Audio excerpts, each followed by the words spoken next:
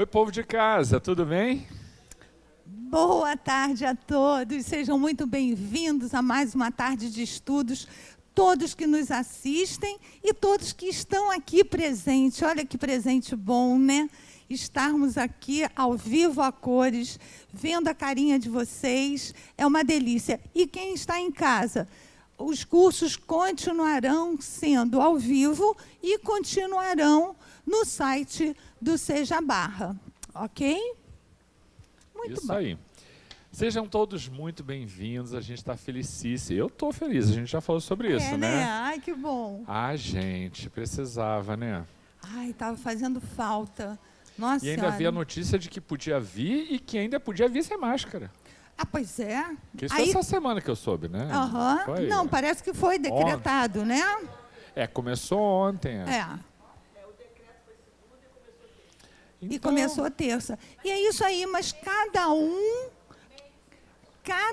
seguindo os seus próprios protocolos, não é verdade? Nós vamos Isso. continuar mantendo esse distanciamento, que é legal, né?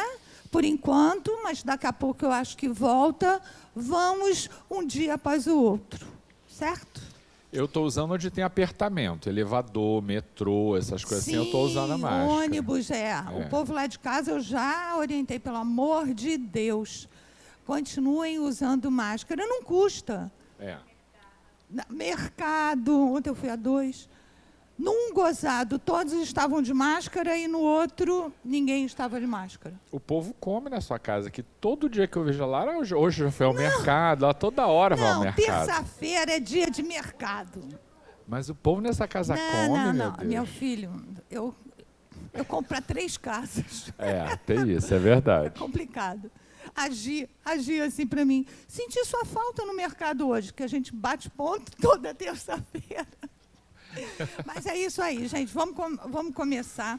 É muito bom estar aqui com todo mundo, né? E aí o povo aproveita que tá vindo, todo mundo vendo só, Ai, com que a cara do delícia. verão, só de, né, filha? Não? Tu tá preparada pro verão, né? Vamos cá ver bonita, colorida. Tá vendo? Sempre. É. Ó, coisa boa. Então, vamos lá, gente. Abrindo o nosso evangelho. Capítulo 15. Fora da caridade não há salvação. Aqui ou aqui? Escolhe. Se alguém marcou, que deve ter alguma coisa aí. Aqui, né? Então, levantando-se, disse-lhe um doutor da lei para o tentar: Mestre, que preciso fazer para possuir a vida eterna? Respondeu-lhe Jesus: Que é o que está escrito na lei? Que é o que lês nela? Ele respondeu: Amarás o seu Deus, teu Deus, de todo o coração, de toda a tua alma, com todas as tuas forças e de todo o teu espírito, e a teu próximo como a ti mesmo. Disse-lhe Jesus então: Respondeste muito bem, faze isso e viverás. Mas o homem, querendo parecer que era um justo, diz a Jesus: Quem é o meu próximo? Jesus, tomando a palavra, lhe diz: Um homem que descia de Jerusalém para Jericó caiu em poder dos ladrões, que os despojaram, cobriram de ferimentos e se foram, deixando-o semi-morto. Aconteceu em seguida que um sacerdote, descendo pelo mesmo caminho, viu e passou adiante. Um levita, que também veio àquele lugar, tendo observado, passou igualmente adiante. Mas um samaritano que viajava, chegando ao lugar onde jazia aquele homem, e tendo-o visto, foi tocado de compaixão. Aproximou-se dele, derramou-lhe óleo e vinho nas feridas e as tratou. Depois, pondo em seu cavalo, levou-o a uma hospedaria e cuidou dele. No dia seguinte, tirou 2 denários e deu ao hospedeiro, dizendo: Trata muito bem deste homem, e tudo o que gastares a mais eu te pagarei quando regressar. Qual desses 3 te parece ter sido o próximo daquele que havia caído no poder dos ladrões? O doutor respondeu: Aquele que usou de misericórdia para com ele. Então vai, diz Jesus, e faze o mesmo. Isso está em Lucas, capítulo 10, versículo 25 a 37. Maravilhoso, né? Então, Jesus já começa nos trazendo o maior ensinamento, né? Amar a Deus sobre todas as coisas e o próximo como a si mesmo. Então, elevando os nossos pensamentos a Deus, nosso Pai, a Jesus, nosso Mestre querido, agradecemos por estarmos aqui, juntos, presentes, para mais uma aula, para poder compreender os ensinamentos desse nosso Mestre Jesus. Agradecemos essa oportunidade e pedimos por aqueles que sofrem pelas guerras, pedimos por aqueles que estão sem abrigo, passando por dificuldades, que o planeta estava começando a se recuperar. Pedimos à espiritualidade amiga que envolva essas pessoas, envolva essas famílias e, principalmente, aos governantes, aos poderosos que detêm este poder de decisão, que eles sejam iluminados pela misericórdia divina e que este amor a Deus e o amor ao próximo reine em seus corações. Que a espiritualidade amiga esteja conosco, nos envolvendo, nos intuindo para mais essa tarde de estudos. Graças a Deus. Graças a Deus. Então, meus queridos, vamos lá. O nosso curso é de parábolas. Parábolas de Jesus. Jesus nos contou tantas parábolas e como são difíceis a interpretação. Nós vamos ver, com o decorrer das parábolas, a intenção de Jesus, o objetivo de Jesus. E para isso, essa primeira aulinha, agora ao vivo, foi ótima, porque calhou da gente começar a falar sobre a parábola. O que é a parábola?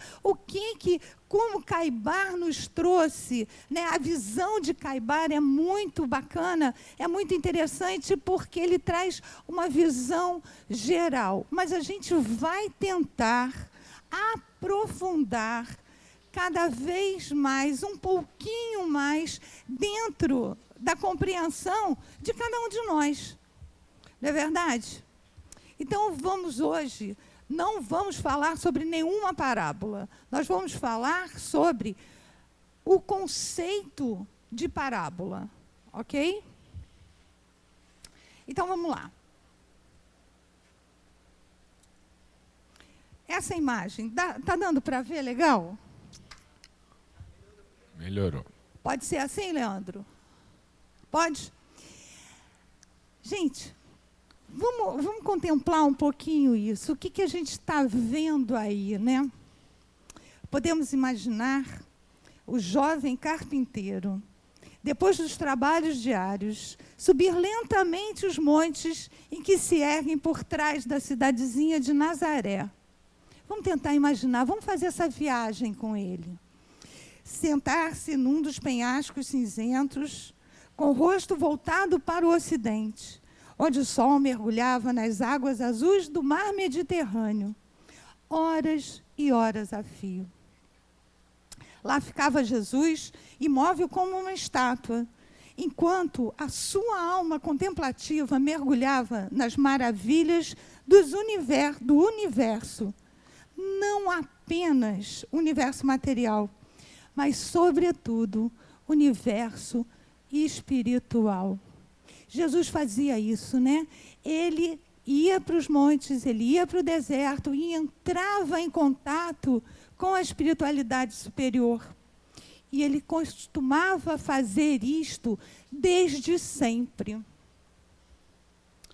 E ele pergunta: como vou falar ao povo dessas maravilhas?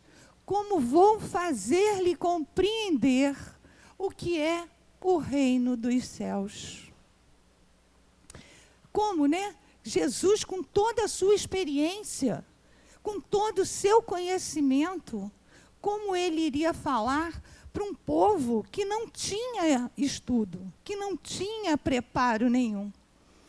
E ele pensava, o reino de Deus é semelhante a isso, é semelhante àquilo, balbuciando comparações, alegorias, parábolas antigas, historietas. Como, né, ele iria fazer isso?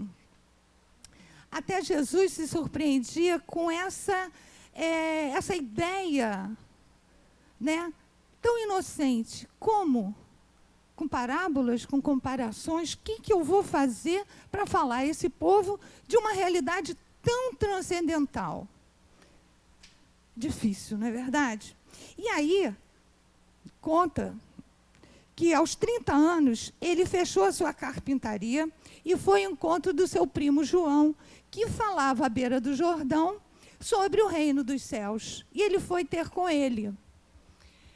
Mesmo indo, encontrando com seu primo, ele ficou mais 40 dias em retiro, em meditação, revivendo e pensando, buscando a intuição de como ele falaria àquele povo.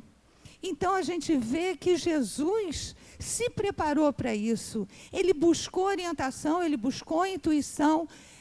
Ele precisava saber como falar ao povo. Ele tinha essa missão. Mas de que maneira ele chegaria a esse povo tão necessitado, né, de uma luz, tão necessitado de esclarecimento? Então, durante 3 anos, Jesus passava, ele falava, mesmo assim, ele subia ao monte e ele entrava em contato com a espiritualidade. Ele pedia, por mais preparado que ele estivesse, ele estava sempre em contato com a espiritualidade maior. Ele disse várias vezes, eu e o Pai somos um. Devido à conexão. Isso a gente também pode fazer, gente. Quando a gente aprende a rezar, a orar, nós podemos nos conectar com a espiritualidade maior a qualquer momento, em qualquer lugar, tá? Jesus era um espírito de uma evolução absoluta, né? Do ponto de vista do seu crescimento, ele foi responsável pela criação da Terra, né? da organização do planeta, da organização geológica do globo, e daí por diante. É claro que Jesus tinha toda a condição de fazer esse trabalho, né? sem nenhuma dificuldade, vamos dizer, mas tem uma coisa que vale para ele e vale para todo mundo. Pediu para ligar, eu acho, né? A luz, isso. Que é o seguinte, Jesus estava encarnado. E o encarnado sempre tem limitações que são impostas pela matéria. E essa dificuldade que é intrínseca a todo encarnado, tanto que muitos dos grandes, né, trabalhadores da doutrina espírita ou de qualquer outra designação, como Madre Teresa, como o próprio Chico, eles falam do quanto é difícil a gente estar encarnado. E, diante desse contexto, apesar de todo conhecimento, de alguma forma, estar com Jesus, ele precisava dessa conexão. E eu vou dizer mais, ainda que talvez não precisasse, a sua compreensão alargada das coisas mostra para ele o quanto é importante essa conexão. Porque só o arrogante acha que não precisa estar vinculado a espíritos mais superiores que ele para poder realizar qualquer tarefa. Só o arrogante se acha assim, acima de qualquer desafio, de qualquer dificuldade, de qualquer adversidade. Não é esse o perfil de Jesus. Então ele reconhecia a importância de estar conectado. E ele faz isso o tempo inteiro. Mesmo depois, em momentos singulares, ele se retirava com frequência para meditação, né, para reflexão.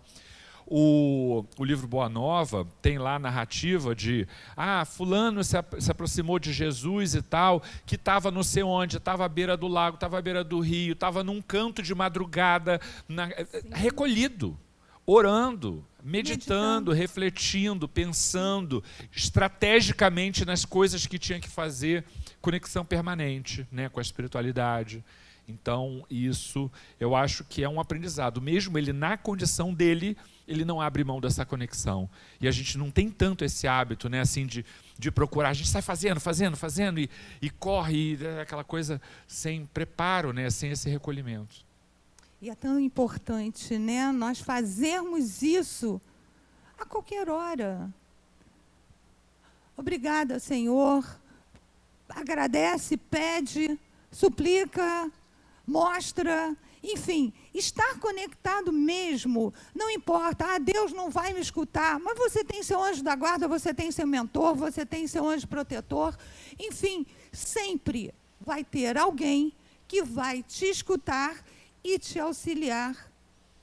Bata na porta e a porta se abrirá, peça e obterás. Então, a gente tem que saber que essa conexão é fundamental, é importantíssimo para cada um de nós, ok?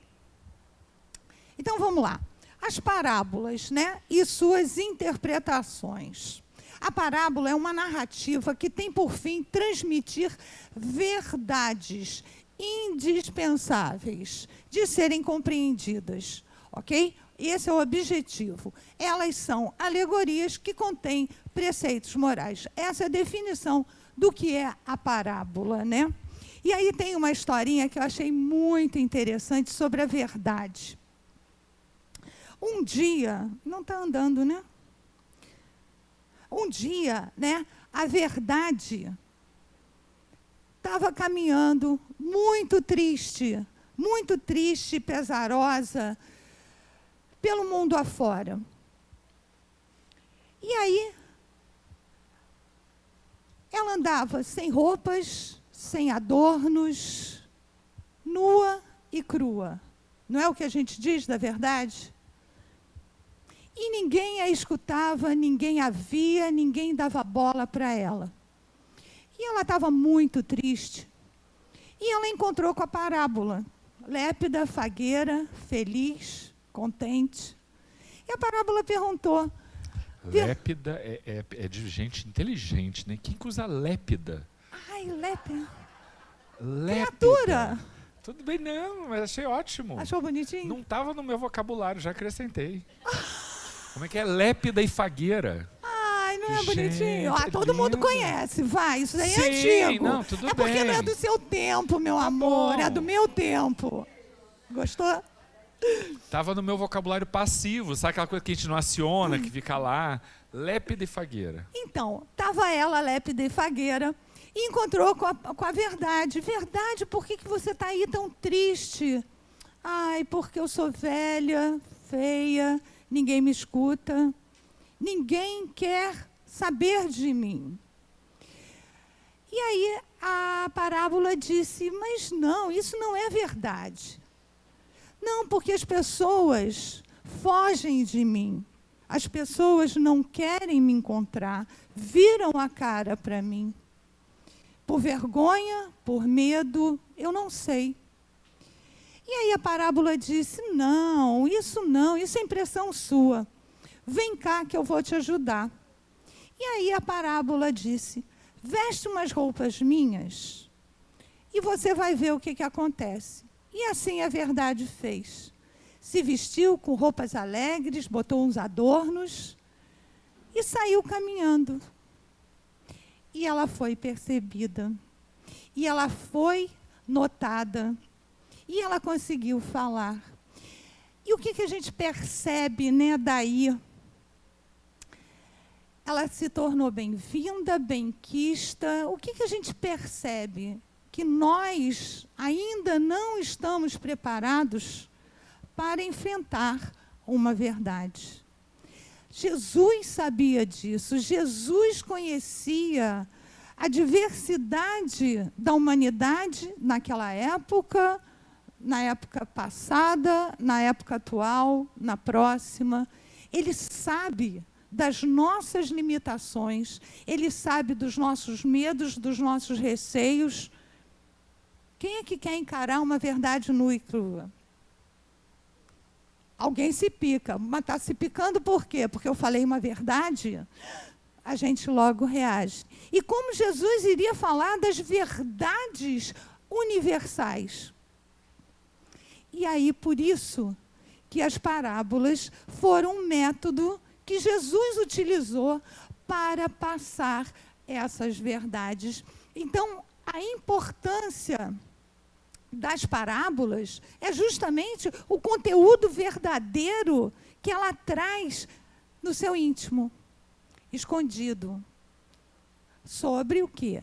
Sobre todas as alegorias materiais que a parábola traz, ok? Tem um tanto de leveza, né?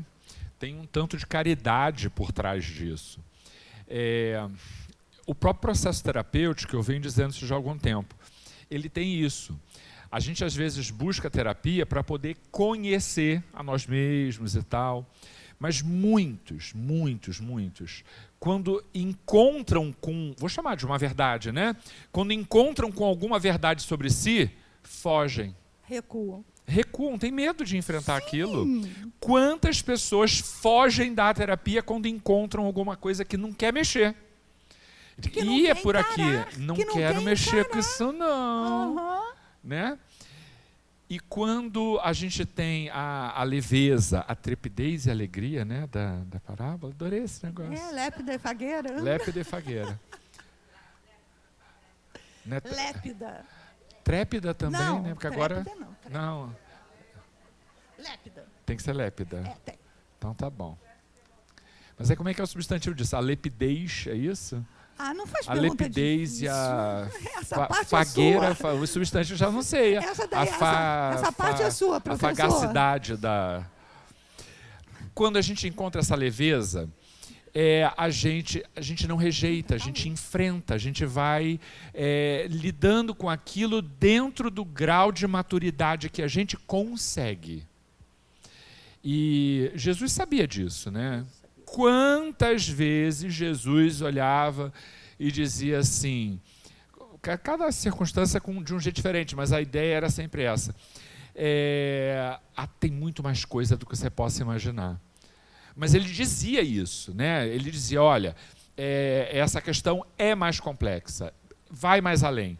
E não é que ele não a conhecesse, é porque ele entendia que havia um limite imposto pela condição psíquica de cada um daqueles indivíduos. E ele respeitava isso.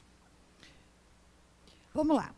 A parábola tem a parte material e a parte espiritual. A parte material é o que a gente vê, o que a gente conhece, tá? A experiência social que está ali no entorno, a vivência daquele indivíduo. Material. E a espiritual é aquilo que traz, né, o que vai trazer o ensinamento, que depende da evolução espiritual de cada um. E aí a gente vai ver, como o Nelson falou, eu tenho uma evolução nível 10. Eu vou entender a nível 10. O outro tem a 30, o outro a 60. Olha que interessante. Não parece mais ou menos a parábola do semeador, que cada um vai, dentro da sua capacidade, desenvolver, né, produzir aquilo que possui. Então, Jesus sabia disso. Portanto, a parábola serve para qualquer nível de indivíduo. Por isso que ela é eterna. Ok? E ela não esgota. Nós não vamos esgotar em 2022 todo o sentido das parábolas de Jesus. Não vamos, porque o nosso nível está longe de ser os 100%. Não é verdade? Faz pensar, lança interrogações e exige reflexões. É isso que a gente vai fazer, é isso que a gente vai tentar, através das parábolas de Jesus, através do Novo Testamento, né? Gente, estou lendo direto, porque não importa só a parábola, importa o contexto todo que ela aconteceu, né? É a tal história, né? Eu falo de mim, tá? Você já leu a Bíblia inteira? Eu não. Nem Teve eu. uma época que eu tentei muito lá na adolescência, eu tentei, cheguei. Aí tem uma coisa do fulano, filho do Beltrano, não sei o quê, 2 páginas que casou com não sei quem, que vende não sei onde, não sei o quê. A gente vai dando umas puladinhas assim, Não, dizer mas que leu peraí, tudo. isso o Antigo Testamento. Antigo Testamento, você perguntou a Bíblia toda. Toda, tá bom. Ah, É. não, o Antigo Testamento, então nem cheguei. Mas é tal história, a gente quis, eu pelo menos, vim do catolicismo, Notre Dame, né? Era o meu colégio, até a faculdade. Chega na faculdade, encara a PUC, católico o tempo todo. E o que eu conheço da Bíblia? Vim conhecer dentro da nossa doutrina. Por quê? Porque nos faz estudar, nos faz questionar, nos faz refletir. Isso é importante. Então, façam vocês também. Procurem. Vamos estudar. Porque só estudando e esclarecendo que a gente vai conseguir fazer as melhores escolhas. Porque as melhores escolhas é o que nos faz crescer e evoluir. Certo? Por isso, Jesus, muitas vezes, ao terminar uma parábola, dizia: quem tem ouvidos para ouvir, ouça. Para bom entendedor, meia palavra basta. Mas será que nós somos bons entendedores?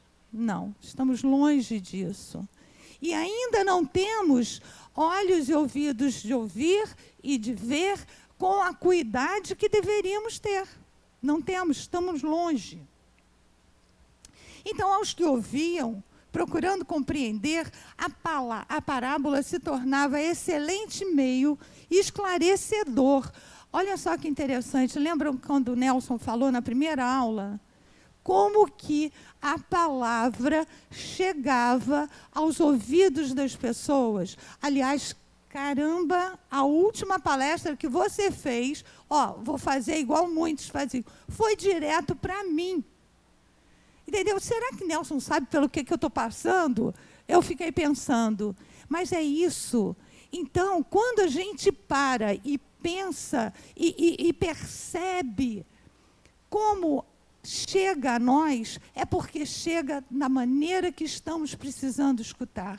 E era isso que Jesus fazia com esse pessoal que buscava compreender, que buscava escutar, sem julgamento. Enquanto que os outros, que não buscavam a figura que compara, eles não conseguiam chegar à doutrina, eles não conseguiam compreender além, daquilo que Jesus estava falando. Chegava e parava ali. E quantas parábolas a gente vai ver que são, aos olhos materiais, completamente inconcebível.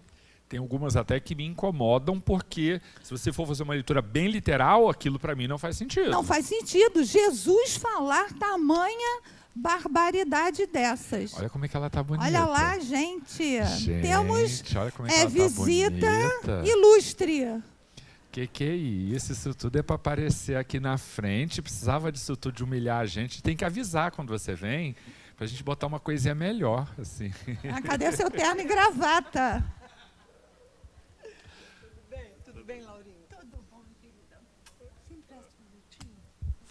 Você devia ter vindo de paletó e gravata. Adoro quando você vem assim. Tudo bem, pessoal?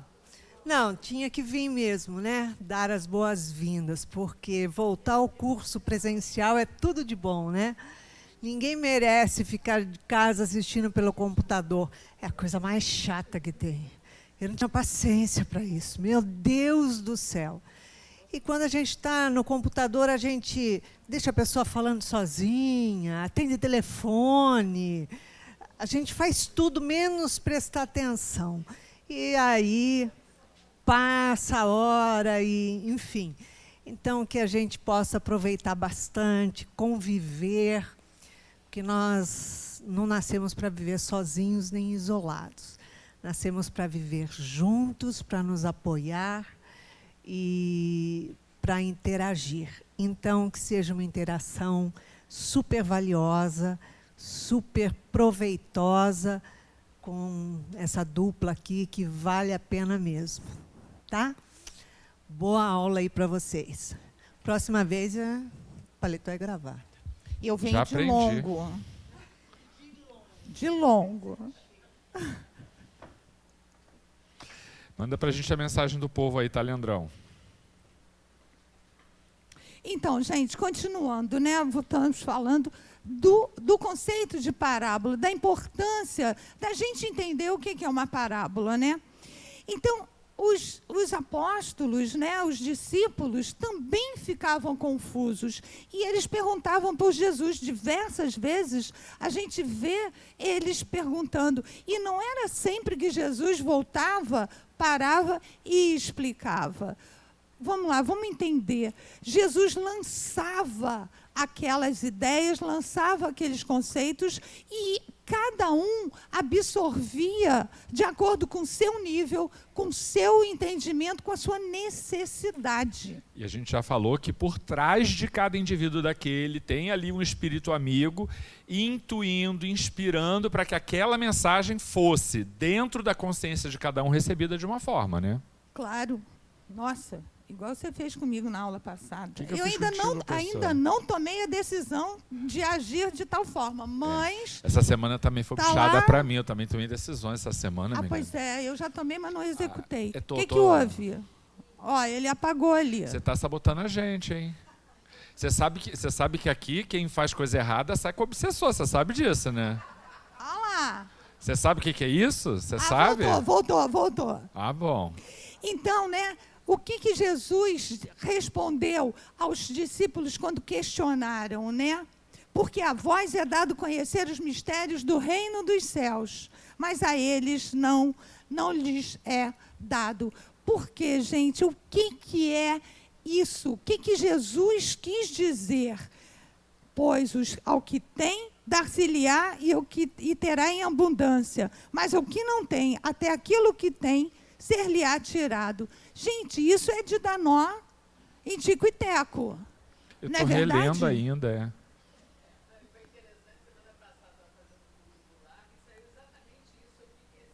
O meu também saiu, quase que eu falei. O meu há pouco tempo saiu esse também.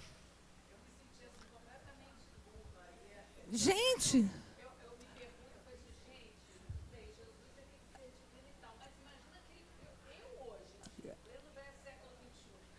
não entendo. Da- Daí a importância Claro, gente. de escutar com o espírito, de escutar com o coração. Eu brincava, eu fazia um curso que cá para nós era muito, muito doido, e eu dizia, joga para o búdico. Joga para o búdico, né? Joga lá para cima para o mental, que um dia a Gente, gente ela hoje está culta, vocês repararam isso? acessa. Essa menina hoje veio culta, que é um negócio, joga pro búdico, olha isso. Agora quem está se sentindo burro sou eu. Ela hoje está que tá. Vocês repararam? Cadê a Beth? Ela se sabe. preparou muito Ah para lá, esse retorno. A Beth fez o curso comigo. Fez, Beth. Fez o curso comigo. A gente não entendia nada. Joga pro búdico que qualquer hora a gente acessa. Mas, É pessoa ou coisa isso? Tá de Nelson, brincadeira, mas olha só, a gente tem que lembrar Não, de repetir não. o que eles falam para quem está em casa, tá? é o plano mental, é o plano que você joga o consciente coletivo, estão todas as ideias ali e aí você acessa. Por que as invenções, as ideias surgem soltas e aparecem em vários lugares ao mesmo tempo? Um exemplo disso, Laurinha, é essa questão agora da vacina. Era urgente que a gente tivesse uma vacina. Vocês veem quantas vacinas a gente tem mais ou menos simultâneas, né? As pessoas iam trabalhando em frentes diferentes por E falta iam da surgindo. solidariedade e elas surgiram mais ou menos juntas. Perfeito. Por quê? Porque eram acessados um conhecimento geral e você, entendeu? Tá bom? É um campo mental. Pro búdico. Búdico. É o campo búdico. B-U-D-H. Não. O povo já estava achando que tinha Gente. Buda na história, né? Tem Buda na história, não. Vamos gente. dizer assim, para o É campo com mental. DH. Vamos dizer, para o campo mental. Inconsciente coletivo.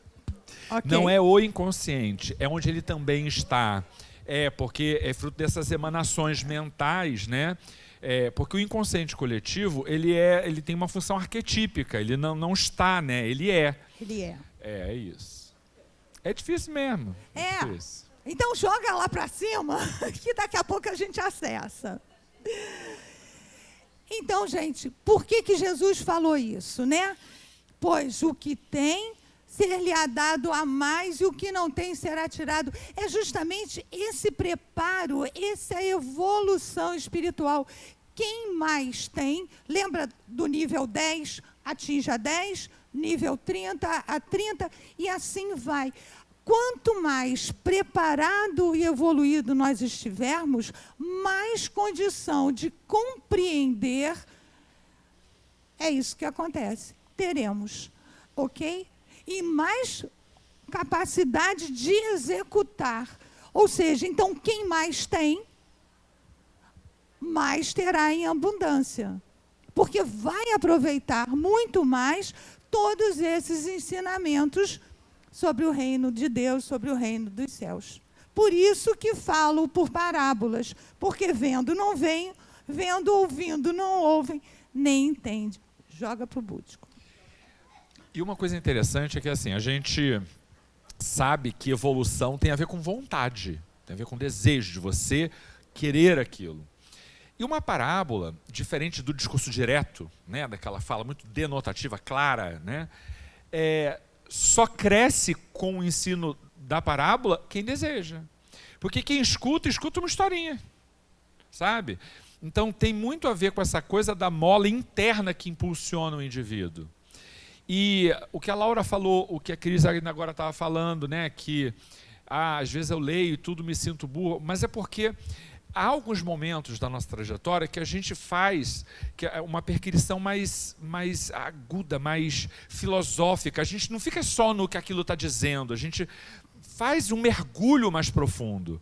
E aí a gente realmente fica assim, a gente se dá conta. Aliás, quantos filósofos disseram isso, né? Quanto mais eu conheço, mais eu reconheço que nada sei. Porque você se dá conta da complexidade. Você se dá conta da complexidade. Senão, se você tem uma limitação muito grande de repertório, de vocabulário, de meditação, de valor filosófico, você só enxerga o verniz que está por cima das coisas, você não aprofunda, né? Não estou dizendo que o conhecimento intelectual é melhor ou pior do que isso, do que aquilo, mas quando você não tem dimensão da complexidade de uma coisa, você só enxerga o que está na frente, que é o muito básico, o superficial. E tem isso, sentir-se muito burro tem o seu valor importante, sabe? Que no mínimo buscar. É o incômodo. Faz buscar. Esse incômodo que vai te impulsionar para buscar alguma coisa. Por isso que a gente falou que as parábolas causam isso. Que a gente busque reflexão, que a gente busque questionamento, que a gente se incomode com o não compreendi. Mas o que é isso? Né? É a nossa fé raciocinada. É por isso que o Espiritismo diz que é uma fé raciocinada, porque a gente busca essa compreensão.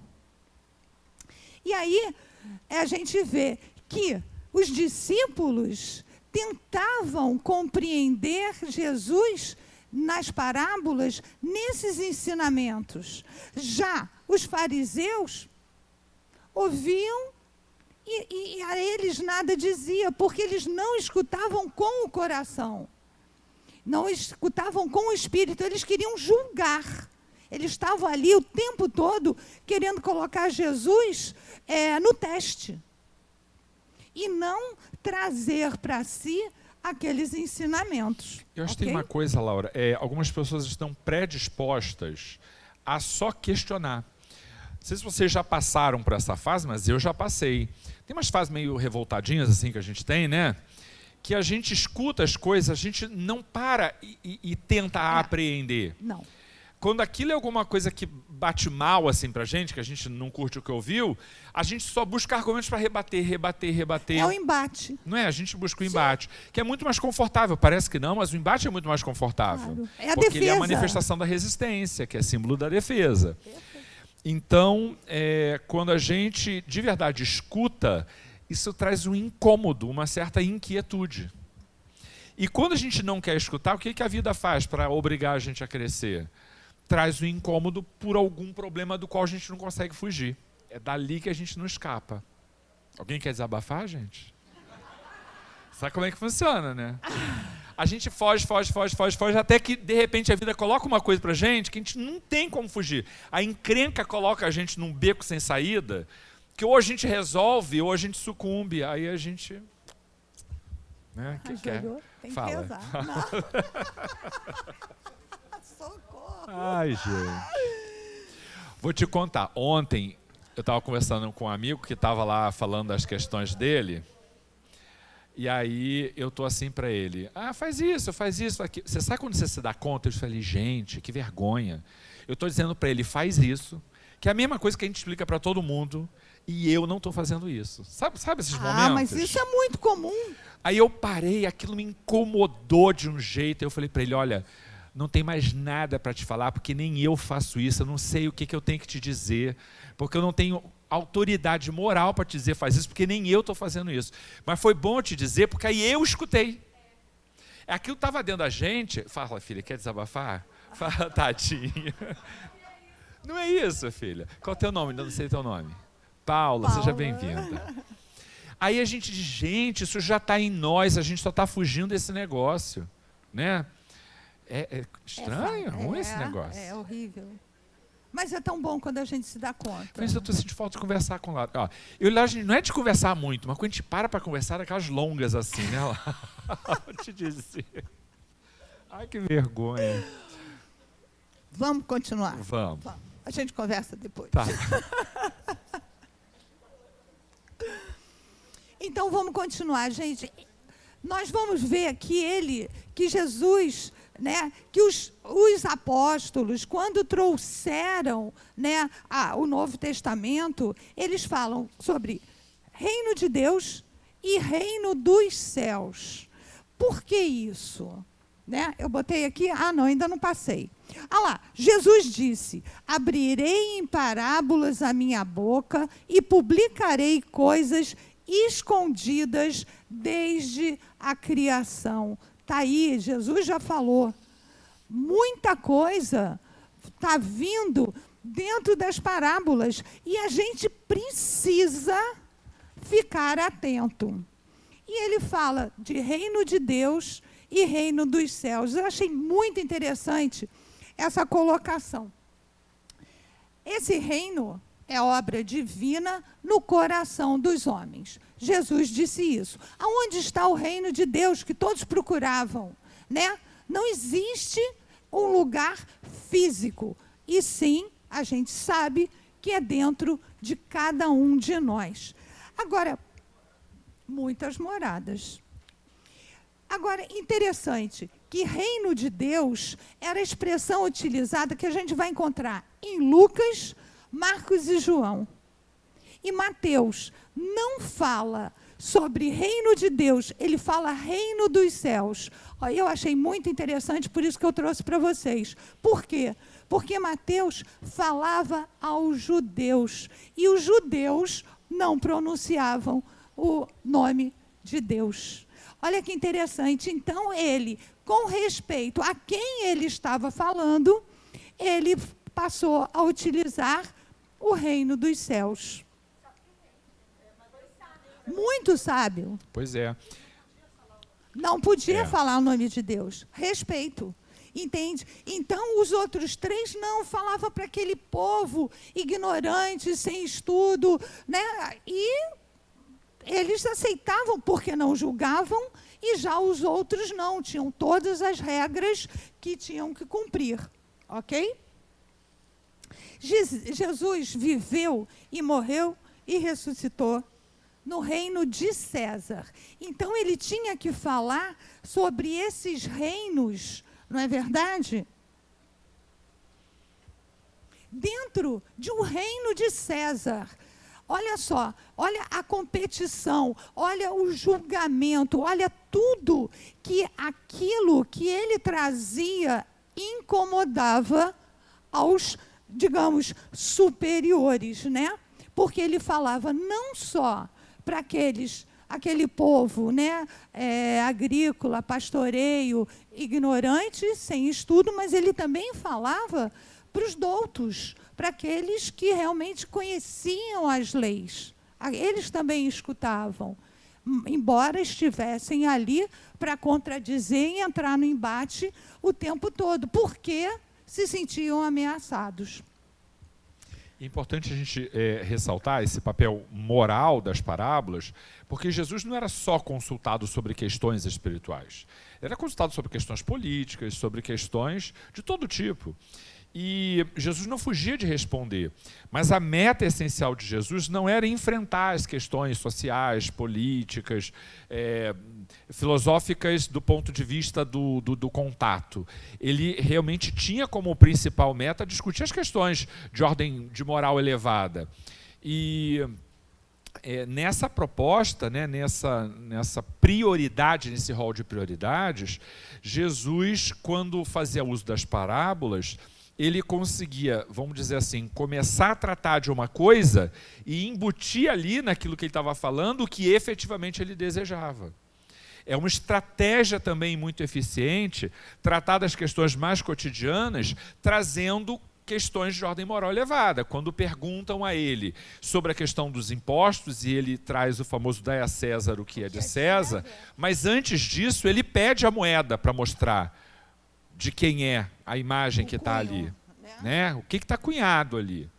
Então, ele aproveitava toda a oportunidade para trazer um fundo moral para as suas reflexões, porque essa era a prioridade dele. A gente sabe hoje que os grandes pensadores não pensam as questões de moral elevada longe da realidade. Só que para Jesus isso era mais difícil, por conta das limitações que alguém falou. Gente, a gente hoje, né, 2022, lê as coisas e tem uma série de limitações, dirá o indivíduo lá que, né, que tem todo o atraso circunstanciado aí ao século, né, primeiro. Né? Então, claro que havia limitações. Então, mas ao mesmo tempo havia encarnado junto com Jesus, olha que coisa complexa, espíritos absolutamente evoluídos que vieram preparando o seu caminho e que vieram dando o contexto para que a sua mensagem... Porque assim, imagina que Jesus tivesse encarnado num mundo absolutamente de apenas bárbaros, extremamente limitados. Ele teria sido morto antes de chegar à adolescência. Entende? Então conviviam juntos homens, pensadores, de grande capacidade de reflexão, de meditação, e homens muito simples, pessoas absolutamente simples. Isso estava tudo misturado. E tudo, porque Jesus tinha essa força atrativa, e todo mundo buscava para consultar sobre tudo que os incomodava. Então, era necessário uma linguagem menos direta. Então, vê como é que tudo casa direitinho, né? Como é que tudo funciona de maneira harmônica. E aí Jesus utilizava, como o Nelson estava falando, justamente da parte agrícola, que ele fala do plantio, da vinha, da figueira, da colheita, do joio, do trigo. Ele utilizava a parte pastoril, né, das ovelhas, do rebanho, da pesca, da rede, e falava, como o Nelson falou agora, né, dos impostos, do talento, a parábola dos talentos, o denário, né, da vinha, enfim, ele utilizava todo o contexto social da época, justamente, para embutir os ensinamentos, como ele disse lá, que vêm escondidos desde a época da criação. Jesus descrevia uma história e lançava um desafio, aquilo que eu tinha falado, né? As parábolas são o método de Jesus para evangelizar. Através das parábolas, ele embutia as verdades. E a verdade vai ser atingida por cada um no momento certo, de acordo com a sua evolução. Concordam? Mas nem sempre era convincente, né? Vou botar aqui alguns exemplos que justamente mostram isso. Mas Jesus tinha uma moral tão elevada, um magnetismo tão grande, que mesmo não fazendo sentido, como a gente fala hoje, né? Que Poxa vida, não faz sentido. Se você interpreta a nível raso, não faz sentido. Mas se a gente vai aprofundando, e Jesus, pelo seu magnetismo, pela sua moral, ele atingia as pessoas, ele chegava às pessoas no que ele queria dizer. Vamos lá, quer ver? Qual agiota perdoaria uma dívida de 500 moedas de prata? Será que um pai prepararia uma festa para o filho que dilapidou a herança que lhe coube? Materialmente, a gente diria inconcebível. A nível de orgulho, ego, vaidade, parará, parará, parará, impossível. Mas Jesus tinha um objetivo por trás disso: mostrar uma verdade, trazer um ressignificado para essas atitudes. E aí, eu achei esse textinho lindo. Jesus não fez pregações doutrinárias. Jesus condensou sua proposta em causos, né, Nelson? Igual o Nelson, que adora contar seus causos. Ele contava os casos, ele exemplificava as coisas. Vocês repararam, né?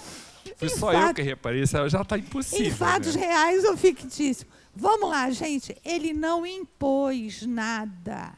Ele não quis, ele não menosprezou a inteligência de cada um. Ah, você compreende, você não compreende. Você pode, você não pode. Não. Ele simplesmente soltava aquelas histórias, aquelas parábolas, para que cada um, a seu tempo, compreendesse. Jesus falava a um povo simples, então ele não tinha como querer muita coisa desse povo, mas ele sabia que era esse povo que o compreenderia mais. Jesus falava de um reino dentro de um reino de Deus, dentro de um reino de César. E aí o que aconteceu? Ele foi julgado por dois poderes políticos, o religioso, né, o Sinédrio, e o político de Pilatos, e morreu na cruz. Ele era considerado um subversivo, ele era considerado um revolucionário, ele apresentava perigo para a sociedade, para esses poderosos da época. Ok? A Lívia do Emmanuel foi uma das poucas pessoas que reconheceu isso. Se vocês lerem Emmanuel, ela lutou muito nos bastidores políticos, porque ela tinha acesso, né? O marido dela era um homem muito poderoso, Emmanuel, na época, tinha acesso a esse poder político, e ela lutou contra isso. Mas ela percebeu, assim, num certo momento, porque ela tentou primeiro mostrar que Jesus tinha isso, queria aquilo, blá, blá, mas aí chegou um momento que ela percebeu assim, não é uma questão de mostrar a verdade, talvez eles já enxerguem a verdade. É porque, efetivamente, a mensagem que Jesus trazia incomodava. Ela não era uma mensagem, vou dizer, boa para aqueles que detinham poder e queriam se manter confortavelmente naquela condição. Porque Jesus vem exatamente negar o que é material em favor de um mundo depois. Imagina que se alguém leva na essência essa mensagem, ele vai trabalhar para pagar aquilo tudo de imposto para quê? Está entendendo? Então, é incompatível. Era ameaça, claro. Ameaçava de alguma forma, né? Então, vamos lá, as parábolas, né? Elas se enquadram em duas categorias. Só para a gente, depois, quando a gente começar a falar sobre as parábolas, nós vamos ter condições de avaliar em que situação cada uma se enquadra. Olha só. Elas se referem ao modo de agir dos ouvintes e dos leitores. Então, Jesus tinha até esse cuidado. Para quem ele estava falando, de que maneira? A do bom samaritano, né? A do rico, a do pobre, o Lázaro, do cobrador de impostos. Jesus propôs, olha outra, seguir exemplos. Vamos lá. No homem que achou um tesouro, do tesouro perdido. né? O comerciante da pérola de grande valor, o que ele fez com aquilo? Então, de que maneira Jesus mostrava: eu sou o caminho, a verdade e a vida? Então, através das suas histórias, ele mostrava a conduta que o povo deveria ter. Há também os exemplos a serem repudiados. Ou seja, Jesus também dava exemplo do negativo, do que a gente não deveria fazer. Ok? E, a segunda modalidade era o modo de agir de Jesus e de Deus. Né? Como Deus Pai, soberanamente justo e bom, age. E aí a gente vê, né? A parábola dos pais e filhos, a parábola do amigo importuno. Ou seja, ele vai mostrar de que maneira o Senhor age. Ok? E as sentenças? Porque Jesus não falava, não contava só histórias. Ele soltava umas frases e era de arrepiar, né? Vamos lá. Isso é que dá até medo, sabe? Porque quando a pessoa solta um negócio assim, né? Não é? A troco do nada. Isso normalmente vem inspirado de quem está ali por perto ouvindo, tem um negócio para aprender com aquilo ali. Então... E fundo, né? Não são os que têm saúde que precisam de médico, mas os doentes. Jesus soltou essa. E ele era o médico não do corpo, mas sim das almas. Se um de vocês tiver uma ovelha, isso daí foi ali na lata. E no sábado ela cair em um buraco, será que não fará tudo para tirá-la? A ideia do respeito ao sábado, né? Ao sabá, né? Que não se pode fazer nada. Mas peraí, mas se seu filho se despenca no penhasco, você vai ficar sentado esperando, olhando? Ou seja, Jesus mostrava, né, que menos, né? Vamos seguir as regras, mas tudo tem um limite. Essa, então, porque ele, Deus, faz com que o sol brilhe sobre os bons e os maus, faz chover tanto para os que fazem bem, quanto para os que fazem o mal. É difícil para um povo, né, que acreditava na balança, que ia colocar tudo que tinha feito de bom, tudo que tinha feito de ruim, e Deus ia castigar, porque naquela época Deus ainda era punitivo. Quantos ainda hoje acreditam, eu sofro porque Deus quer? Gente, nós já passamos, né, dessa, não acreditamos mais nisso, já sabemos da nossa responsabilidade. Mas naquela época, era o pensamento que vigia. Essa primeira informação da tela, Laura, me lembra, durante muito tempo eu tive dificuldade de apreender a parábola que fala do trabalhador da última hora.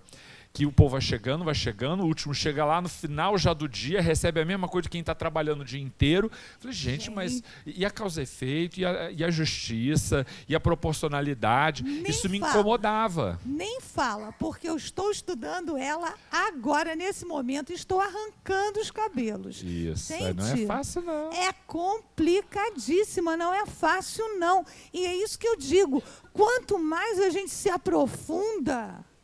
Caramba, é de tirar o fôlego, é de tirar o sono. Não fala nela, não. Nós vamos chegar nela e vamos ter muito que discutir. Gente, é para isso, é para trazer as reflexões, tá? Por isso, todo esse conteúdo do que é a parábola é importante para a gente saber, quando ela chegar, o que a gente vai fazer com a parábola. Tá? Então, Jesus quis, em todos os seus momentos, enfatizar que Deus era bom, que Ele ama igualmente a todos os filhos e dá oportunidade igual a todos os filhos. Ok? Isso não significa dizer que a gente deve acatar o mal. Né? Amar o seu inimigo. Espera aí. Não é amar, levar para casa, né? Enfim, não, é respeitar, é não querer tá? O próprio que ele Kardec fala no pratique Evangelho o que mal. amar não significa levar para casa, amar não significa estar junto o tempo inteiro, né? E olha só essa frase, gente. Para mim, vai ser a frase do meu aprendizado do ano. Nelson, eu achei sensacional, porque todo ano eu escolho uma frase para ser minha diretriz. Essa foi a escolha desse ano. Amar não é uma questão de sentimento, e sim de atitude. Ah, eu te amo, mas não faço nada? Então, que amor é esse?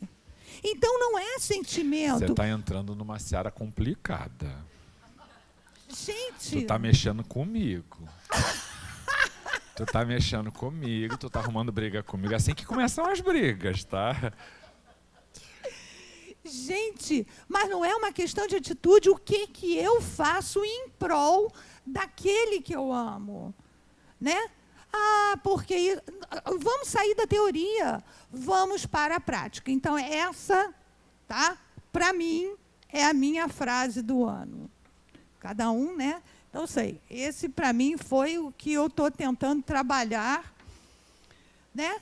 E aí, como diz, amar o inimigo não é convencê-lo a deixar de praticar o mal que o torna meu inimigo. É deixar, né? Não é querer que ele... Ah, como é que é? Ih, Nelson, tu me tirou do prumo. Foi mexer em formigueiro, vocês viram? O pessoal fica assim depois. E acabou, menina. A gente do nada, alguém levanta uma placa dizendo, acabou. Isso aqui. Gente, vamos lá. Amar o inimigo não é convencer essa pessoa de que ele tem que deixar de fazer aquilo que eu entendo como errado para que ele pare de me ofender, para que ele não realize aquilo que me ofende, que me machuca, que me oprime. É não querer para ele o mal que ele está fazendo para outras pessoas. E orar para que essa pessoa se modifique na maneira como ele procede, para que ele alcance aquilo que eu desejo, mas não para que aquilo cesse para mim, para que aquilo cesse, ponto, para todos, para mim, para ele, para o próximo e daí por diante. Mas por que eu estava mexendo contigo, antes da gente fechar? Eu sempre disse isso. Ah, mas não, aqui tem gente que fala, mas tu vai ver, a atitude é incoerente. Mas eu estou exatamente na terapia agora trabalhando essas coisas. Então ela está mexendo comigo, ela está me provocando. Então o negócio agora não está bom de eu falar disso, não. Não é por acaso, né? Não é por acaso, né? Que o negócio aparece assim do nada. Estou falando disso lá agora. Então, gente, vamos só para fechar, né, esse pensamento. Então, o que a gente vê? Né? Que Jesus veio propor um novo projeto civilizatório. Ele já veio plantar a semente, né, para um novo mundo, mostrando como fazer, como agir, como amar. Ok? Aí ele diz...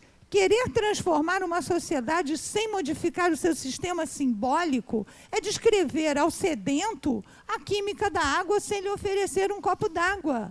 Então, nós precisamos mudar a nossa maneira de agir para realmente oferecer um copo d'água. Não adianta eu sair falando em H2O para a criatura que está morrendo de sede, não vai entender nada. Não, eu preciso mostrar. Então, é a atitude que está faltando em cada um de nós. Ok? Eu acho que a gente vai ter que parar. Tem que parar aí. E agora, ó, ia começar a falar sobre o ego. Aí mesmo que Nelson pula. Deixa quieto. Bom, deixa quieto. A gente, então, termina esse pedacinho que está faltando na aula que vem, mas eu acho que a aula que vem já dá para a gente entrar na parábola. Vamos começar a parábola, hein? É a parábola do... Eu acho que é do semeador. É a parábola do semeador, gente. É a primeira, né? Ah, muito bom. Nós vamos falar sobre um monte de coisa legal, hein? Momento evolutivo, transição planetária, nós vamos ver um monte de coisa aí. Isso aí. Tá bom? Meninos, sejam muito bem-vindos. Que alegria ter vocês aqui. Tem muita gente que não veio, né? Então, quem está em casa assistindo e não sabia que voltou, voltem. Venha. Pode, Não, mas pode. prefere quando vem. Se vier, melhor pra gente, né? Que a gente gosta do povo Aí aqui a gente troca, né, gente? Vamos fazer pergunta, vamos trocar, vamos cutucar aqui. E eu tô disponível para abraço, passei até perfume hoje, tá? Tô todo disponível. Olha, tá? então ele vai ali para fora, para fila dos cumprimentos. Hoje eu tô facinho. Autógrafo. Tá facinho. Tô facinho. Antes, Parou. parei. Agora eu tô Agora ele facinho. liberou. Liberei de novo o abraço. Que bom. Eis-me aqui. Vamos Vai fazer lá. prece para terminar? Sim, senhor. Prece. Vamos lá, meu povo. E eu acho que a gente continua com a orientação de que a gente precisa sair para depois entrar de novo, não é isso? Ninguém me falou nada, mas eu acho que Deve sim. ser, né? Isso, É. para fazer a harmonização do salão. Mestre amoroso, mentora querida, aos amigos espirituais, agradecemos a oportunidade de estarmos aqui mais uma vez, reunidos em família. Sabemos que Joana de Ângeles cuida de cada um de nós, com todo amor, com todo carinho, nos conduzindo de maneira enérgica, mas também amorosa. E o fato de estarmos mais uma vez aqui reunidos, próximos, pelo contato físico, nos auxilia e facilita também a espiritualidade nesse projeto de retomada do nosso equilíbrio, da retomada da nossa compreensão, da mais uma vez capacidade de ampliar as nossas consciências. Tanta coisa que foi interrompida de alguma maneira para que novos aprendizados chegassem, tudo está sendo retomado agora. Rogamos a Ti, Senhor, que a Tua sabedoria chegue até nós, para que a gente possa compreender as verdades profundas que se somaram a esse conhecimento que nós agregamos durante esse período.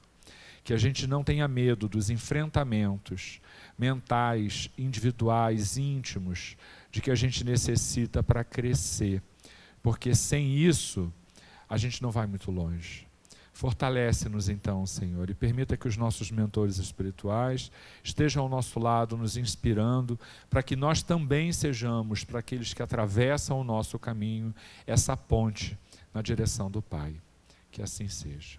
Graças a Deus. Beijo, meu povo. Fiquem com Deus. Beijo, meus queridos. É muito bom ver todo mundo aqui. Beijo grande.